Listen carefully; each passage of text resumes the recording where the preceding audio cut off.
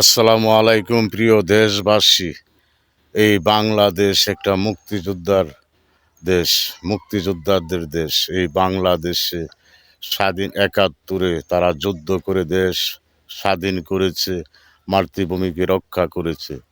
আজ স্বাধীনতার ৫৪ বছর পর বাংলাদেশের এক জায়গায় দেখলাম ১৫ বছর হয়েছে এক মুক্তিযোদ্ধার মারা গিয়েছে, তার কবরের উপরে আগুন দিয়েছে এই রাজাকারের দলবল। এই রাজাকারের বাচ্চারা ৭১-এর যারা বাংলাদেশের শত্রু ছিল, তারা পাকিস্তানের পক্ষে কাজ করিত। এই মদদির বাচ্চারা কিছুদিন আগে আবার এক পাগলকে কবর থেকে উঠিয়ে আগুন দিয়ে পুড়িয়ে দিয়েছিল। আজ এই ১৬ ডিসেম্বরের দিন এই মুক্তিযোদ্ধাদের কবরে আগুন। বাংলাদেশে তারা মুক্তিযোদ্ধা রাখতে চায় না, তারা আল্লাহর অলিগণের নাম নিশানা তারা এই দেশ থেকে উঠিয়ে দিতে চায়। মুক্তিযোদ্ধাদের নাম নিশানা তারা এই বাংলাদেশে মুক্তিযোদ্ধাদের নাম নিশানা রাখবে না, তারা যদি ক্ষমতায় যেতে পারে।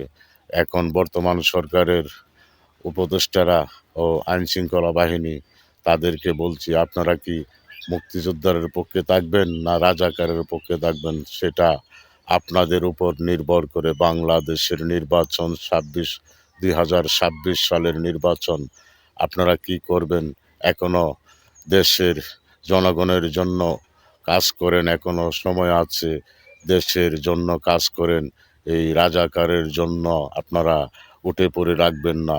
এই রাজাকাররা ৭১-এর মুক্তিযুদ্ধের ৫৪ বছর পর স্বাধীনতা দিবসে তারা মঞ্চে উঠে যা খুশি তাই বলে, সেটা আপনারা কেমন করে বাংলাদেশের মুক্তিযোদ্ধাদের বিপক্ষে হয়ে আপনারা কেমন করে মেনে নিচ্ছেন? বাংলার জনগণ, আপনারা রুখে দাঁড়ান, এই রাজাকারের বিরুদ্ধে অতি শীঘ্রই রুখে দাঁড়ান।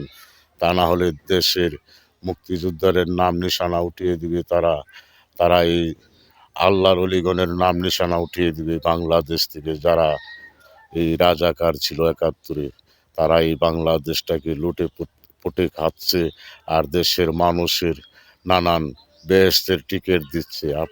আপনারা এই দেশের মান সম্মান রক্ষা করুন। বর্তমান সরকার ও আইনশৃঙ্খলা বাহিনীকে বলছি।